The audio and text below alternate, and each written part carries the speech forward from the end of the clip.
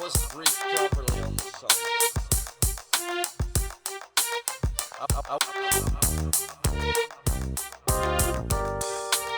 You know, our mission here at Rap Beer is to preserve history of the Wilmington film industry, to entertain our audience, and ultimately to educate young people that may want to join the circus. I totally agree. I think these stories need to be told. I think they need to be preserved. I mean, heck, we have two universities, or a college, community college and a university, that are both teaching film programs. And I just think that there's a benefit for those programs to have these stories not only told, but captured for the future.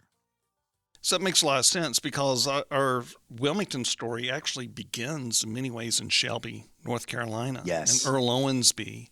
And our guests today, Jeff Schlaughter and Rusty Edmondson, are part of the tribe of filmmakers that migrated from Shelby to Wilmington at the very beginning. Jeff Schlaughter is a construction coordinator who actually built the stages here, Cinespace Wilmington. Rusty Edmondson is a Shelby native who became a movie electrician who also came to Wilmington and is part of the story here. And, this interview was only the second interview that I recorded for Rap Beer. It's still a proof of concept at this point. Right. I borrowed a conference room to record, and the sound quality I'm learning, and we're certainly improving. But I think the biggest thing that I learned here was that that these stories need to be told. Yes. And so in that regard, I'm not going to let perfection be the enemy of good. These stories are wonderful. Jeff has lots of insight on how the studio became to be. So welcome to episode 2 of Rap Beer, The Tribe. All right, let's get into it.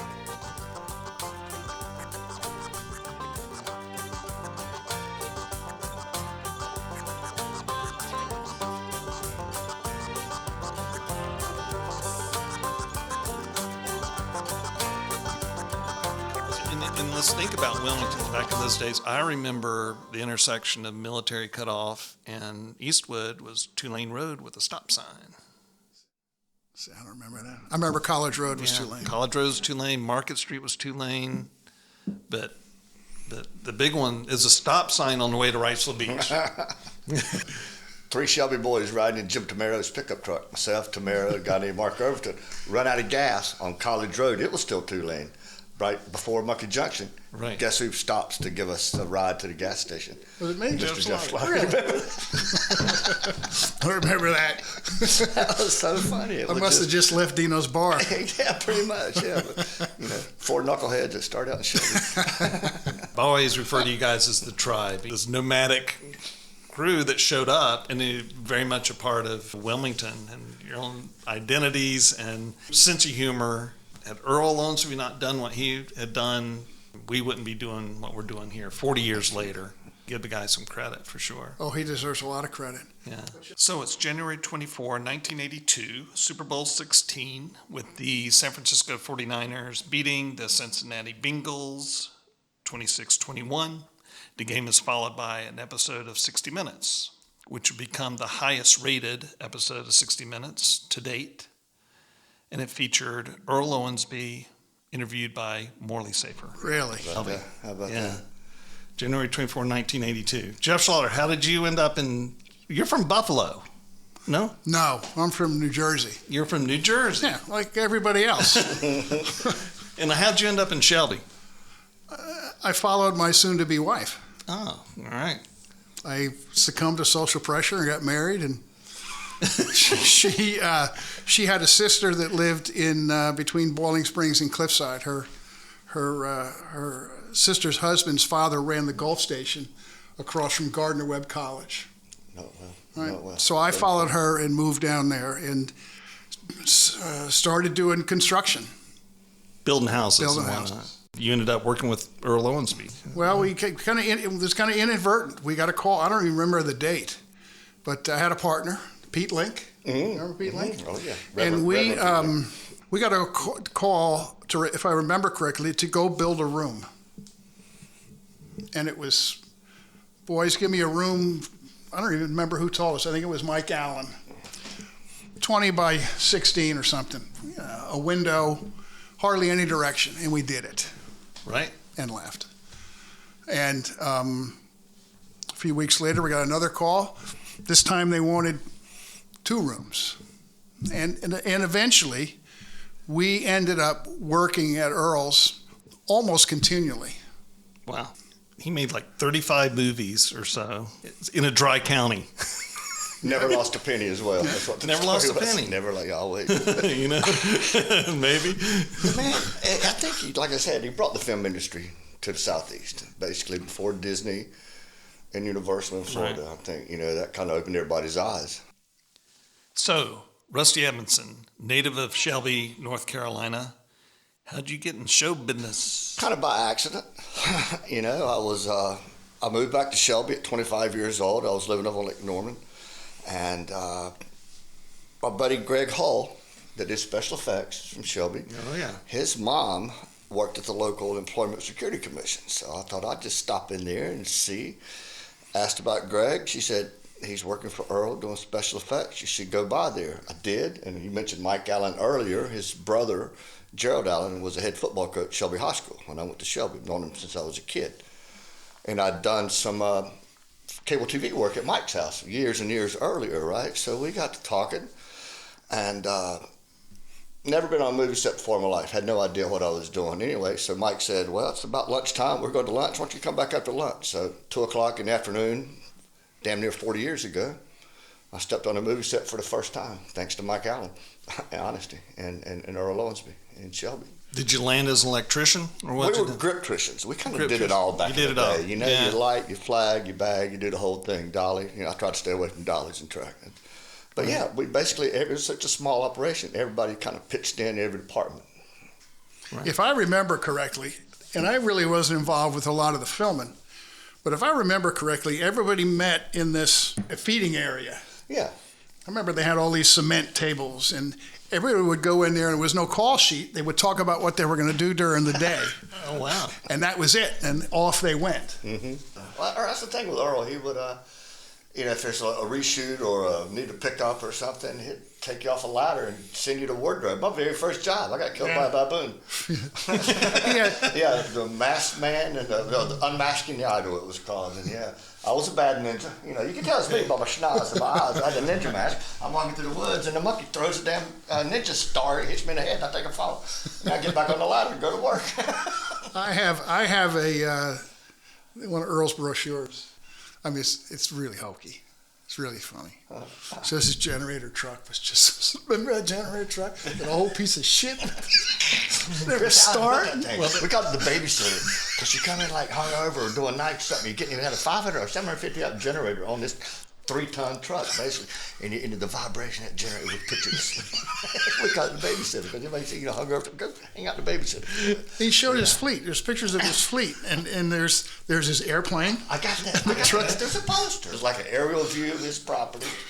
And then, like I said, there's a crane truck. That Talbot still has that crane truck. Does he really? Yeah, he was running on some commercials. There's the front entrance of the doors of his studio that says the most efficient motion picture studio in the world. He got a bunch of big-eyed 10Ks from Egon Stefan, Cinevideotech it was in Orlando, that were on the launch pad back during the Apollo missions, because, the liftoffs were early in the morning and still black dark.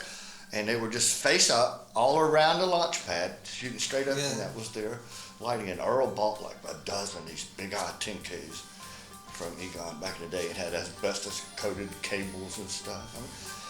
But that's it. I tell everybody, we made chicken salad out of chicken shit. Yeah, he was he was a real huckster. When we started out selling Bibles, and then his hardware business was for the cotton mills. And of course, in the 70s, the cotton mills began to go overseas.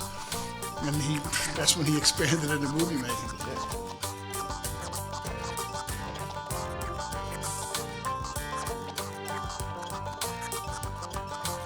Earl Owensby earned the nicknames Country Boy DeMille, Dixie DeMille, and E.O. DeMille. As I understand it, he wrote a movie script. And he carried that movie script out to Hollywood.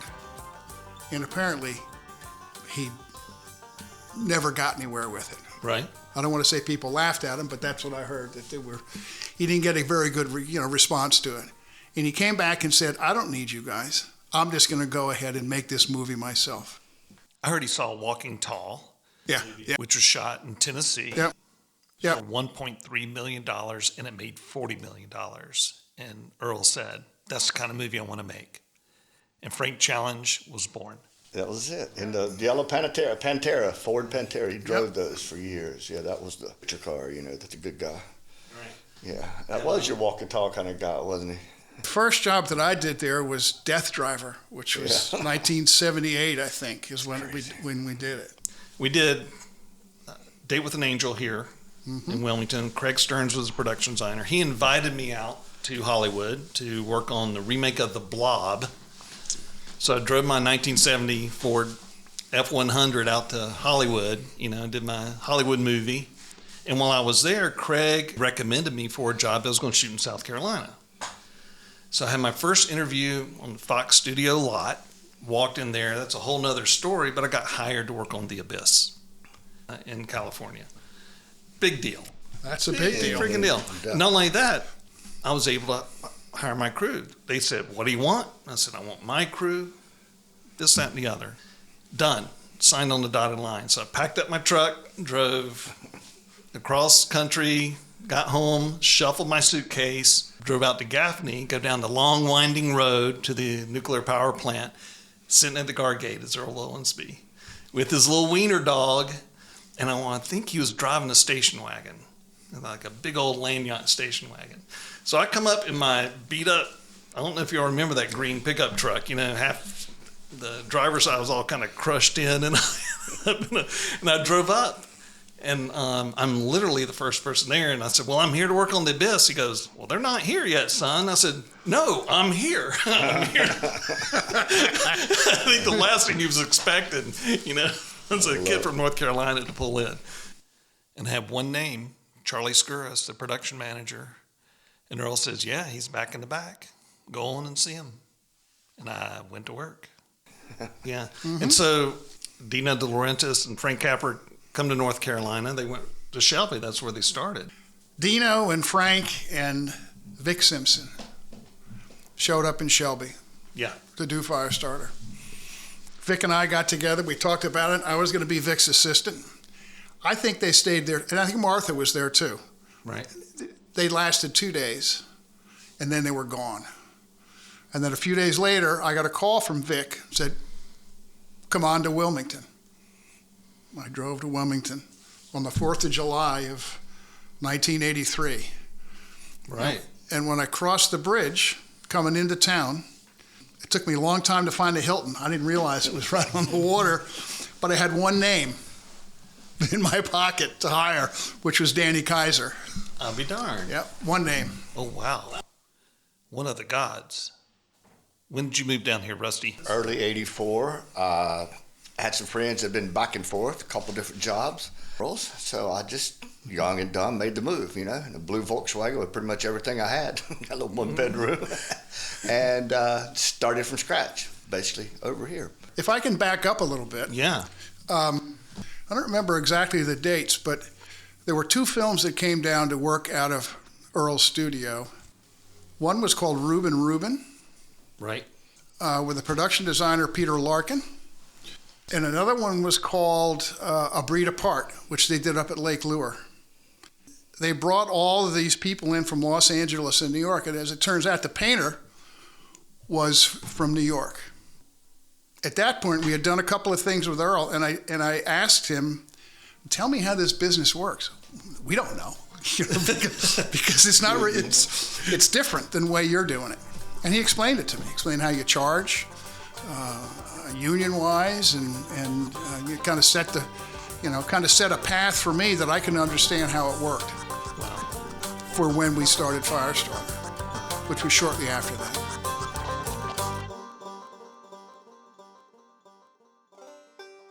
Yeah. And it all landed at 1223 North 23rd Street, and where that studio got built. And you were there kind of day one on that. There were very few people there, and they asked me to drive to the airport to pick up, I don't remember who it was.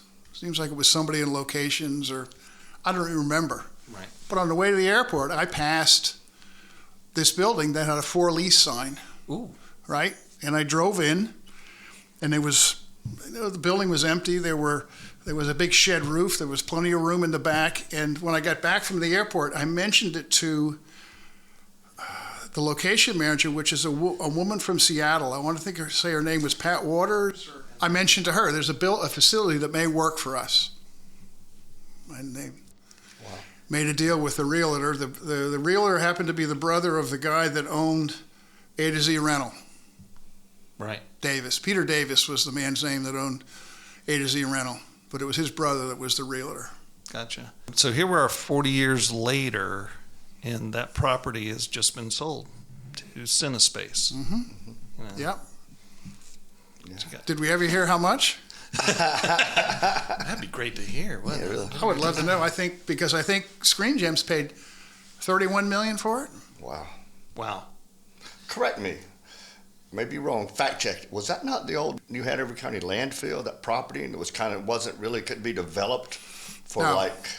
and I heard Jim Hunt, the governor at the time, kind of sort of gave Dino a break. Well, what it was Gregory Poole had been in there, and then there was a company in there that built steel containers, I heard, for nuclear waste. When Dino decided to buy the property, everybody talked about him getting all these incentives and these breaks. Really, the break that he got was he got a water line moved, and the state paid to have the power lines moved because the power lines went diagonally across the property, meaning you couldn't build anything underneath them and you had to have a right of way. And they went further down the property straight. What was your first job in Wilmington? Bedroom window. What was that, 85, 86, something like that? And I'd say it was a busy town. You had trick or treat, 85 or crime 86. Yeah. I was trying to think. That's Mr. Gil Taylor shot that. First of all, they go to Baltimore to do some establishing stuff, and nobody had green cards, so they raided them all on a weekend in the hotel and shipped them back to Italy, right? And so Mr. Gil Taylor came on, shot the very first Star Wars. His DP took over, brought his camera crew from England. Wow. Gaffer. Yeah, it was pretty funny. We'd be shooting nights on stage for some reason, with turnarounds and stuff like that for actors. And I remember there's a couch on, I think it was stage 3, we had interiors, and he's sitting there, we're lighting around, and he's sitting on a couch, and, about to nod. He's probably in his 70s or late, maybe even early 80s. He just passed away a couple of years ago at like damn near 100. Anyways, but so he's sitting there, and he's nodding a bit, and the camera assistant asking for a stop, and he'd go, 2-8. 4. He just nodded right back off. It's great. What did he do, meter? He just look at the light, look at his hand. But anyway, that was just old school kind of stuff, the way they did it. A lot of those old cameramen never carried meters. In the early days, It's Dino just had not- every intention of bringing people in from outside the country because we had an immigration lawyer on his staff Yes. Mm-hmm. that would get people green cards. And they'd fly to Toronto. And Well, I don't know how they did it. Come All I back know across is the that border, stamp, The woman Jessica Savage was her name. She would she arranged people to get green cards. Bad ones. But it was like a melting pot back in the day, though. We worked so many different crews from all over the world that Dino had put together, people that he had with him, and all these other, different jobs. When I came, I told you I had one name in my pocket, Danny Kaiser, and I had to find all the carpenters and painters. And of course, what we ended up doing was going through the unemployment office. Right. And they had a cattle call, and we hired local people on Firestarter. And a lot of them were, until recently, were still around, a number of them. But when they started to do Cat's Eye and Year of the Dragon, there was not nearly enough labor. So the unemployment office did a statewide cattle call to come to Wilmington. And it was That's impressive. It was myself, Jim Brinson, and Vic Simpson. We were each sitting up in an office, and the people were kind of lined up out front because at that time the front gate was over on the moving and storage side. It wasn't much of a front gate either. Right, I remember that game. But we interviewed people, all day long on a Saturday. And the one that stands out in my mind was Jeff Grensman. Holy cow. He was building decks in Charlotte. If there ever was anybody that was meant to be in the movie business, it was Jeff Grinsman.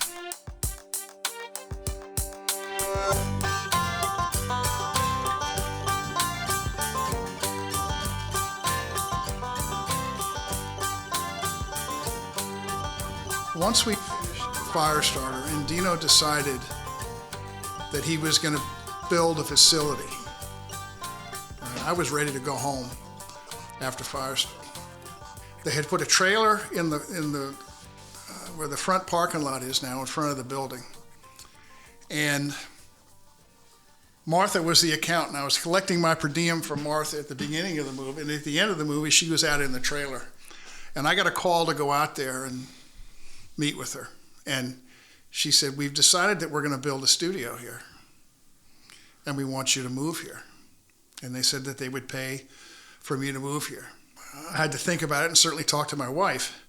But after everybody was gone, it was Jeff Ginn Yes. and Giorgio Postiglione Yes. and myself that were back in one of the few offices that they had trying to design a studio based upon the few acres that was there, because they didn't own anything from the side of the building where the front gate is over to where the commissary is, the parking lot. Gotcha.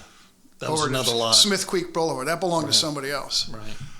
And then South Carolina came up with an offer to Dino, highly publicized. Yes. Come down here, we will give you a facility. Jeff and I went down, and if I remember correctly, it was the old Civic Center. I don't know that I've ever been there or seen it again.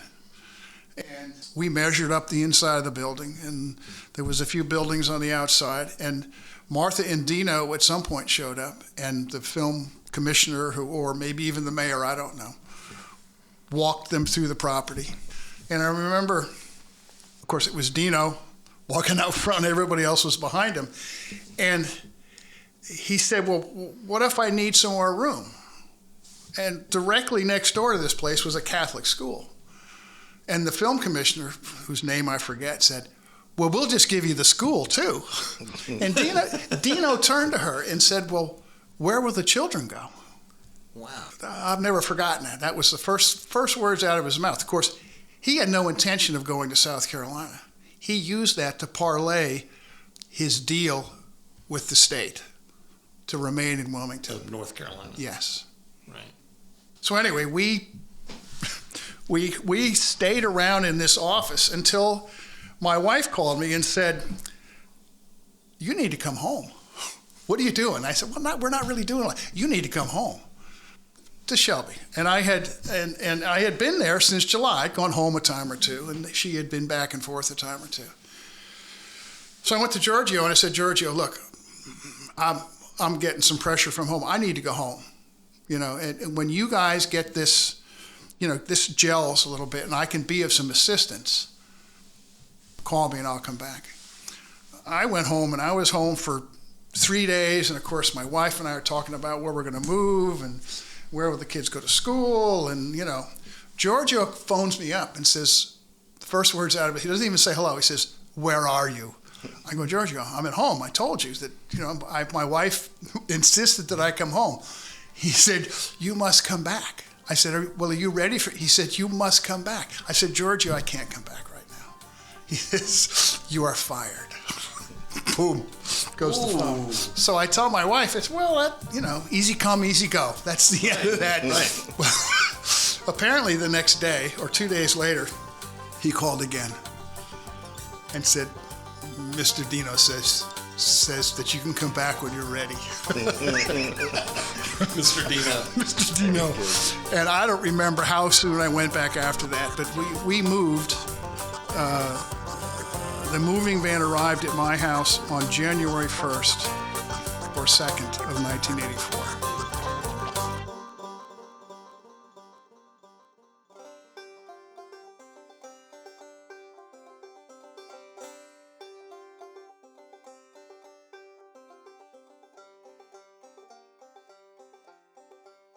So then you guys got a green light to build some stages.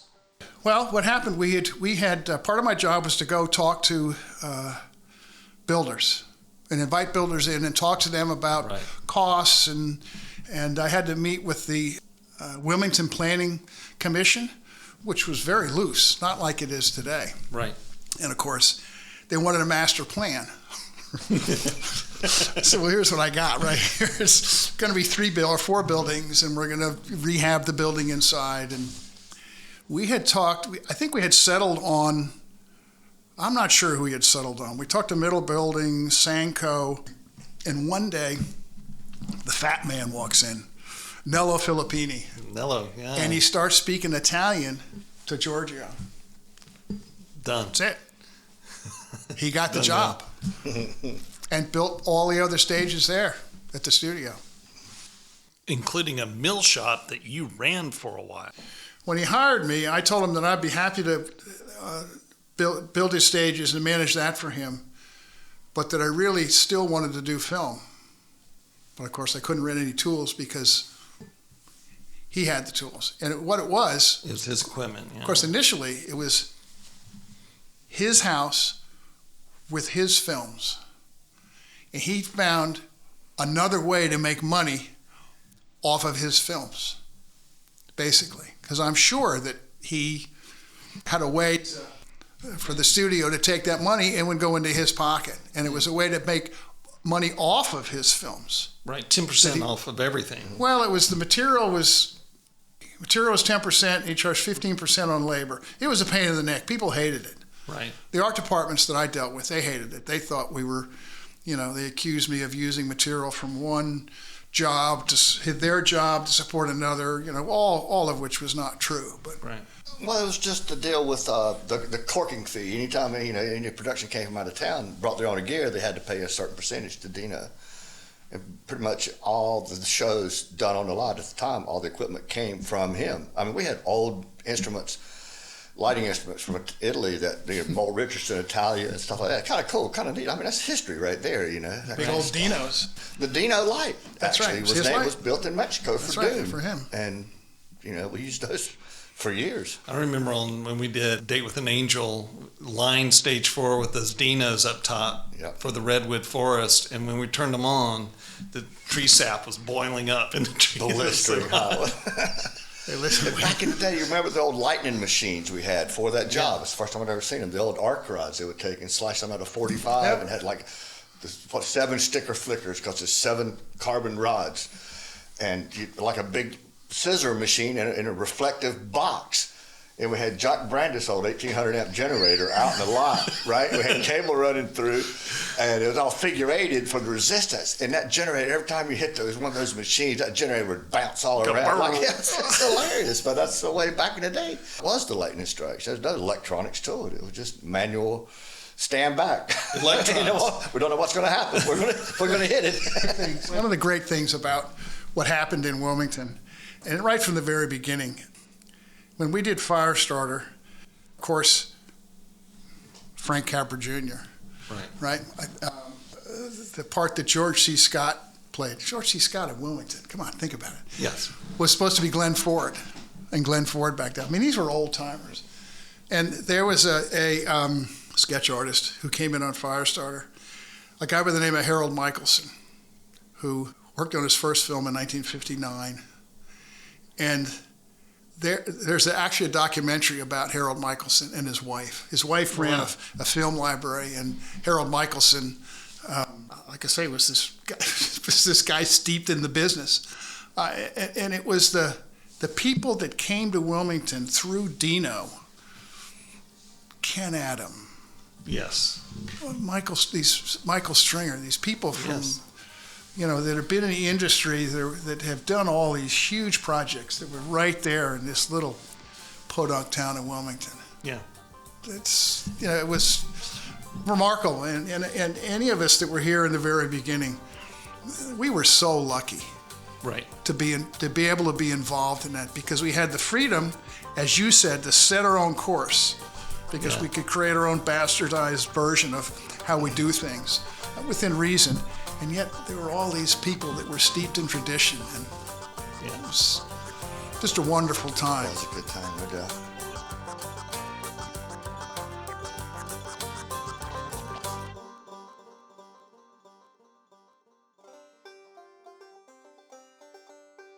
My first job was working on Marie. I was hired to drive the decorator.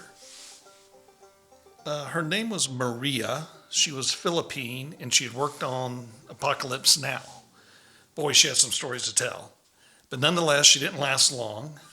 And back then, if you're driving the decorator, you're automatically a set dresser, and I worked for Tantar. Yeah. However, Chris Minjaz was a cinematographer on Marie, and that year he won the Academy Award Really? for the Killing How about Fields. Within 2 weeks of working, I'm working with Chris Minjaz designing light fixtures for him. For the lampshades, we would take the big silk lampshade, cut a hole in the back, double line them with silk, cut a hole in the back. And we did that with 60 different lampshades. And that's how he would light the set. So you put the lampshade, then you get the big bounce off the back in double silk coming towards the frame. Sounds like something Tommy Sullivan came up with to make you do. Exactly. Interesting. Yeah, English, Italian, Spanish, New York, LA. Take the good. Canadian. Canadian. Don't forget Canadian. That's where Jock came from. Yep. Fergie. Yep. John Ferguson. They'd all worked, I guess, up in Seattle with, was it Seattle with, when they did Dead Zone? Because a lot of the people that came on Firestarter were from Seattle. Don Goldman, Remember him, Yep. production manager? Yeah. Oh, Oh, yeah. yeah. I remember him well. Dead Zone which is a job he did just prior to coming here. Of course, he had gone to different places. In England, when they did I'm going to build a studio here. When he was in Mexico, he said the same thing. Well, he kind of took over Studio Cherubusco in Mexico City. And that's where they shot Dune and Total Recall. I've worked on those stages, and Dino's fingerprints are all over them. And also I scouted some stages in Morocco and Ouarzazate that were Dino's. The stages look very familiar to the ones we have here in Wilmington. Did he not go to Arizona or New Mexico or something and build something when he left here? Did he not? Australia. I was thinking Australia. Okay, I was thinking for some reason. Yeah. So he's got a footprint in Rome and Mexico City, Australia, Morocco. Yeah, Rome is big. I actually have his brochure book from Cinecita there. And Yeah. And I think the Morocco, that's where they did those big ones like the Bible and those big kind of epics he did. Was in Morocco, Ouarzazate, up there. And my understanding when he landed here is really Wrightsville Beach that anchored it. a lot of things that I had to do in the very early stages had a lot to do with Martha and Dino, helping them. Of course, I built her house out at Wrightsville Beach. But the truth is, Dino and Martha came out of the closet. Their romance came out of the closet here. I think it was because his original wife had passed away. She was won an Oscar for some Fellini films. Right.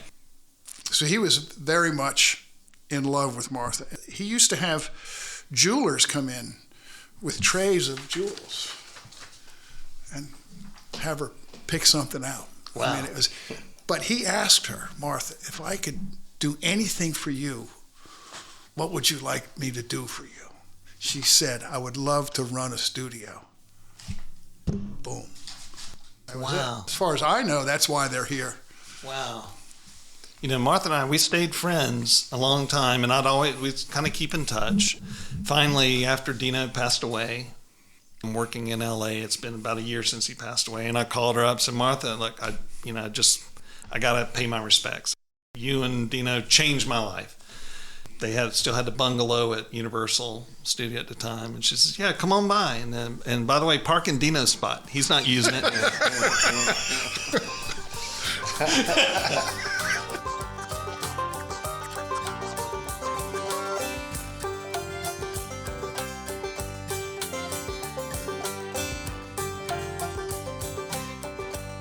So you broke ground on 23rd Street. Well, we built stage 2 and 3, and then stage 1, Right? and then the camera building for Joe Dunton, Right? and that was it to start.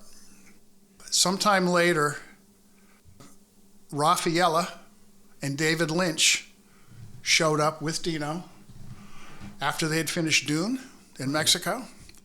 And Rafaela said, "But Daddy, you need more room."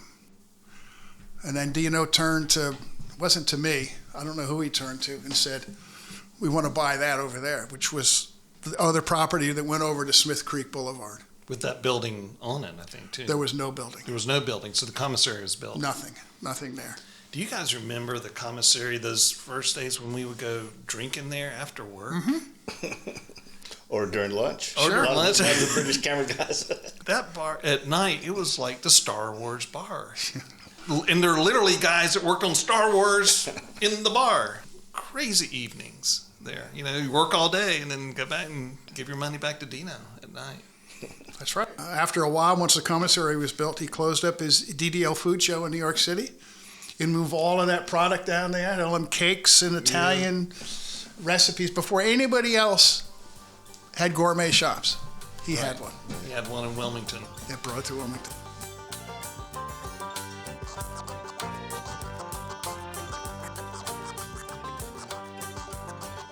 Did you work on the Abyss? I didn't. We were doing Black Rainbow. We were talking about that earlier. We were doing Black Rainbow in Charlotte at the time. Yes. I did part of that. Yeah. I had to leave when Bob Warner hired me. Remember Bob Warner? Good guy. I got a funny story about Bob Warner. Bob Testerman was the painter. Remember Bobby? God love him. True talent. Yes. True talent. And we had a job. We worked in Hamlet at the Terminal Hotel. Yep. And that was exactly the right name for that play. Remember Wojtek was the designer? Yep. And Bobby went in and had to repaint the whole place. And, of course, living there were all these derelicts and winos. Yeah. Well, Bobby hired these guys to help paint and paid them cash out of his own pocket, right? So the show's over. I'm working on Everybody Wins, and I get a call from Bob Warner. And he says, "What about this guy? Tell me about this guy, Bob Testerman. He came in to me wanting money to reimburse for all the people he paid there to paint."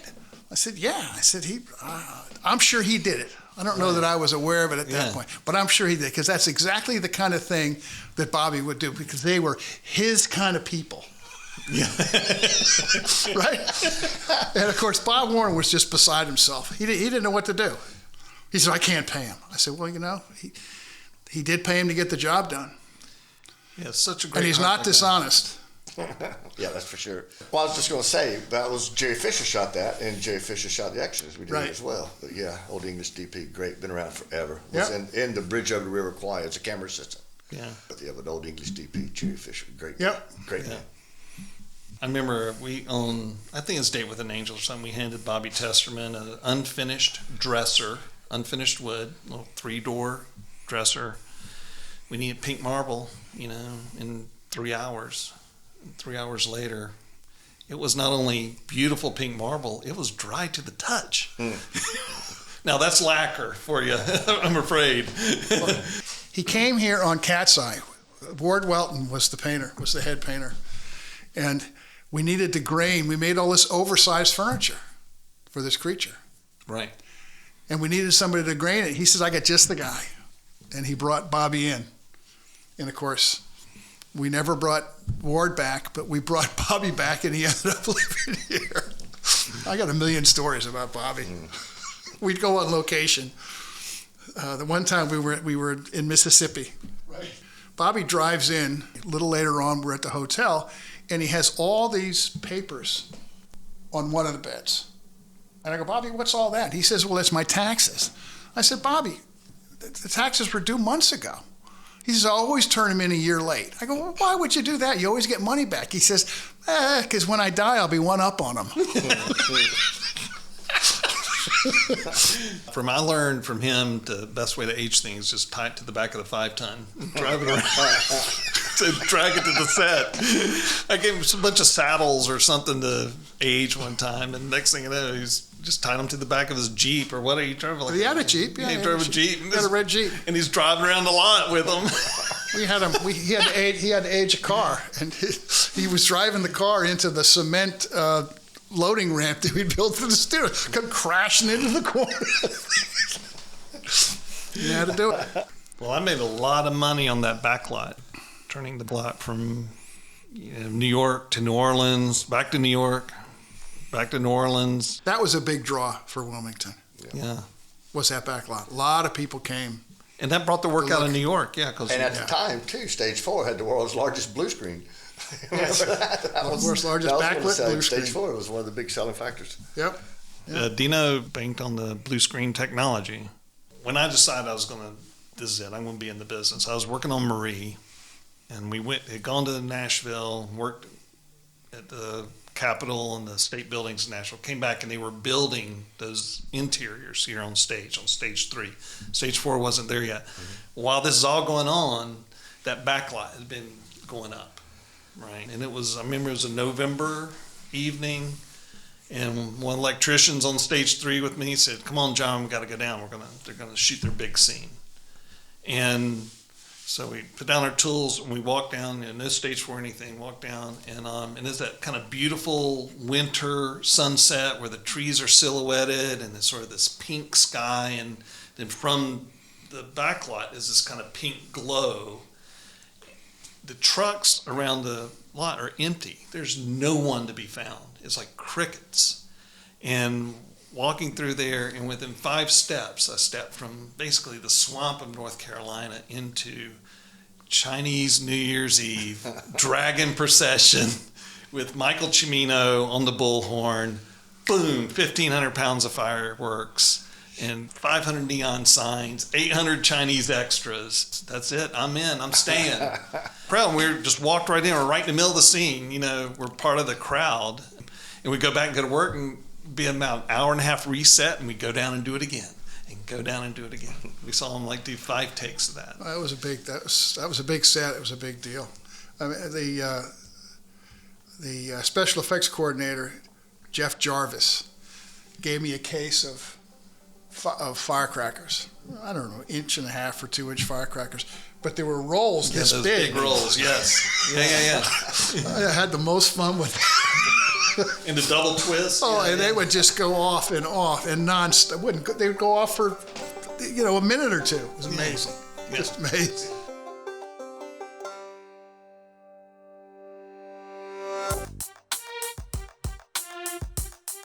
I wasn't briefed properly on the subject. Okay, so after you finished Firestarter, you started building the studio proper, and you started the production of Cat's Eye, which brought with it a lot of miniature work. On Cat's Eye, Dino brought this guy up, Emilio. I don't remember his last name. I think he's Spanish, wasn't he? Yeah, he was Spanish. I want to say Ruiz, but I yeah. could be wrong. But he did all these foreground miniatures about this guy walking on along the ledge of a building. It was amazing. It's way up in the air, and you go up there and go up the scaffolding and look through it where he's shooting, and it's just, all that stuff's gone. Yep. Nobody does that anymore. I remember on The Exorcist, we built a forced perspective hallway on scaffolding that we would move from one end of the loony set bin, all the way around to the other side. So when you opened the doors, it looked like there was a whole nother long hallway. Right. Yeah, And we did a Raffaello movie actually up in Indiana, Prancer, and it was the same way with the miniatures. Like all the reindeer flying over, whatever, and it was really neat, really cool. That's just that's just the way we did it. It's gone. That Part of the industry is gone, and to be able to be a part of that and see all that happening is another fortunate thing. I think the last big push here was the Crow. There's quite a bit of miniature work on the Crow. Oh, the Crow, yeah. And that was Gus's job. Yeah, and Golden Years, where we built a foreground model and took it to the DuPont plant and hung it in front of that plant to do an extension, a foreground extension. Gus also worked on Little Monsters that they did at Tileston School, which is now St. Mary's. And I think the one that Gus did for us, maybe not, it was prior to the Crow when we did Betsy's Wedding. He built a miniature of the house, lined it up in perspective to the framed house that we had made, 3 or 4 story house. And the guy walked out the front door through Gus's model. It was just perfect. And the designer, whose name escapes me now, was shocked that there was somebody in Wilmington that understood lenses and could could do all that. Do the math. Yes. Yes. Yeah. Yep. Yeah. That was impressive stuff. Computer graphics took it over. It's all gone. CG took it gone. But if the actors and the writers are worried about AI, well, we got burned years ago, right? Very good point, Jeff Slaughter. Really? Very good point. Really? Well, guys, thank you very much for joining us on Rat You're Beer. welcome. It's good. Enjoyed it. Original members of the tribe. The tribe. That's a good line. I like that, John. No doubt. And of all the influences that we've had here in Wilmington, Shelby and Earl Owensby certainly play a very prominent role. Yep. And all. So I really appreciate it. And let's do it again sometime. Yeah. Thanks for Good, having us, John. John. Thanks, guys. Thank you. All right. Thank you. Yep.